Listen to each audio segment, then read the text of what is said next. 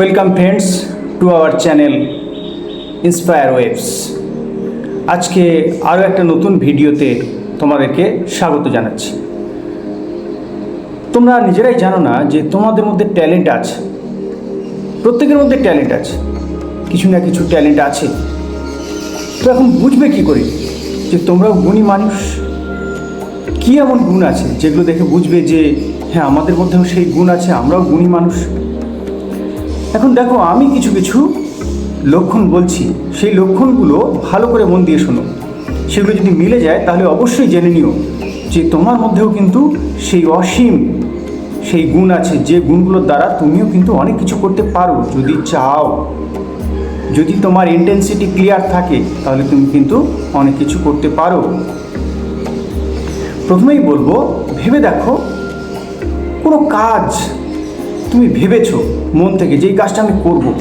এবার ভেবে দেখো যে রাত্রে তুমি ঘুমোতে পারছো কিনা। দিনের বেলা নানাভাবে তোমার মধ্যে কিন্তু সেই চিন্তার আনাগোনা চলছে, তোমাকে অস্থির করে তুলছে যে কখন করবে, কখন শুরু করবে কাজটা। রাতে ঘুমোতে পারছো না, বারবার বারবার ঘুম ভেঙে যাচ্ছে, অস্থির চিত্ততা তৈরি হচ্ছে যতক্ষণ না সেই কাজটা শুরু করছো। আর যতক্ষণ না শুরু করছো তোমার মনের মধ্যে নানা ধরনের চিন্তার আকুলি বিকুলি চলছে, মন থেকে অন্তর থেকে তুমি চাইছো যে হ্যাঁ, আমাকে করতেই হবে, কখন করব, কিভাবে করব, নানা রকম চিন্তার আনাগোনা কিন্তু তোমার মনের মধ্যে উঠে দিচ্ছে। এটা যদি হয় তাহলে যেন তুমি কিন্তু একজন গুণী মানুষ। তোমার ভেতরে কিন্তু একজন রয়েছে, তোমার অন্তঃসত্ত্বার মধ্যে কিন্তু একজন আছে, তোমার অবচেতনে কিন্তু একটা অসীম সত্তা লুকিয়ে রয়েছে, অসীম গুণ লুকিয়ে রয়েছে, যার দ্বারা তুমি কিন্তু কিছু করতে পারবে যদি তুমি মন থেকে ইন্টেনশন দিয়ে কিছু শুরু করো। যে কোনো কিছু হতে পারে, যে কোনো মহান কাজ হতে পারে, ছোট কাজ হতে পারে, বড় কাজ হতে পারে, মাথায় রেখো। এছাড়া কি?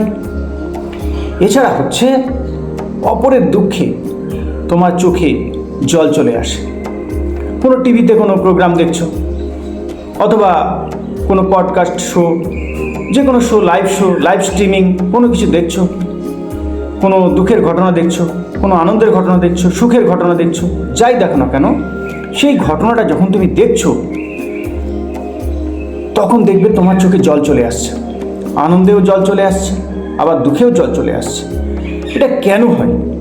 দেখবে যারা ট্যালেন্টেড, যাদের মধ্যে ট্যালেন্ট আছে, যাদের মধ্যে গুণ আছে, সেই মহত্তর গুণ আছে, সেই গুণের সঙ্গে কিন্তু তুমি ওই যে তোমার দেখা ঘটনাগুলো, সেই ঘটনার মেলবন্ধন করাতে পারছো যে তোমার মধ্যেও কিন্তু এই জিনিসটা আছে, তুমিও এটা করতে পারতে, তুমি করলেও এরকম জিনিসটা হতো, তাই কিন্তু তোমার চোখে জল চলে আসছে।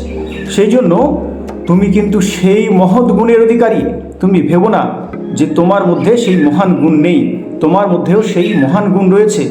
তুমিও কিন্তু পারবে যদি কোনো কাজ শুরু করো।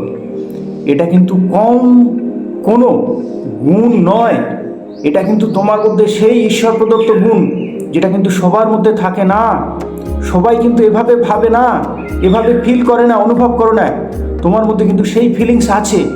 তুমি যদি কোনো কাজ শুরু করো তাহলে নিশ্চিত যেন তুমি যদি ইন্টেন্সিটি ক্লিয়ার থাকে তাহলে কিন্তু সেই কাজটা তুমি একদম শেষ পর্যন্ত পূর্ণতা দিতে পারবে।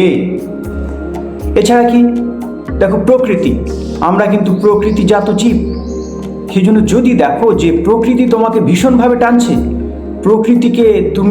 প্রকৃতির ডাকে অবহেলা করতে পারছো না, পাহাড়, পর্বত, নদী, সাগর, সমুদ্র, যেটারই কথা মনে আসুক, তোমাকে কিন্তু ডাকছে, টানছে।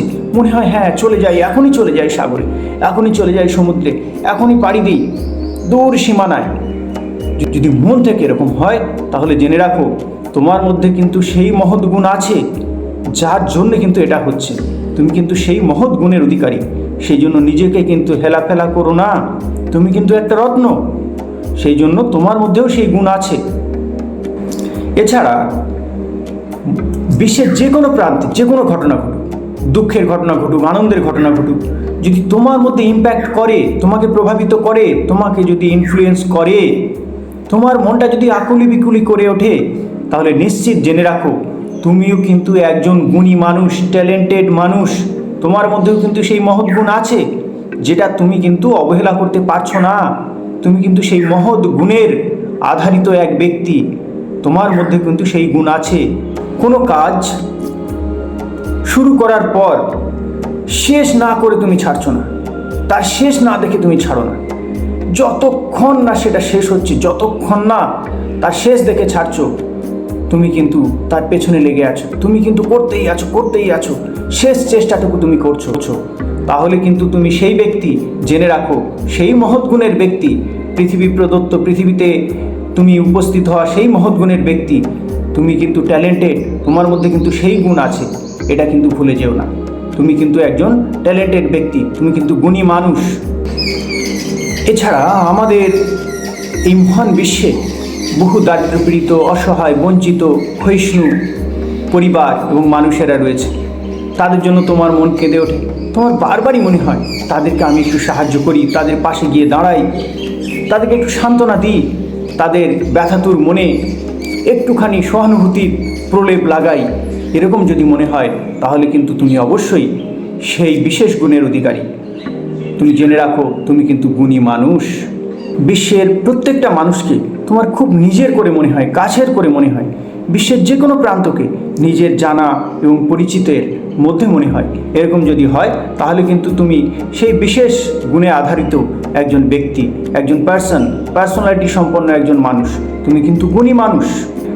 তুমি যদি এরকম হয় যে কেউ কোনো কথা তোমার কাছে বলতে এসছে, সুখের কথা, দুঃখের কথা, তুমি তার কথা মন দিয়ে শোনো, তুমি ভালো শ্রোতা, তাহলে তুমি জেনে রাখো, তুমি কিন্তু একজন গুণী মানুষ, তোমার মধ্যে সেই মহত্তর গুণ রয়েছে। তো বন্ধু, আজকে এই পর্যন্ত। দেখা হবে পরের আরও একটি এপিসোডে। সবাই ভালো থেকো, সুস্থ থেকো, শরীরে এবং মনে। Thank you.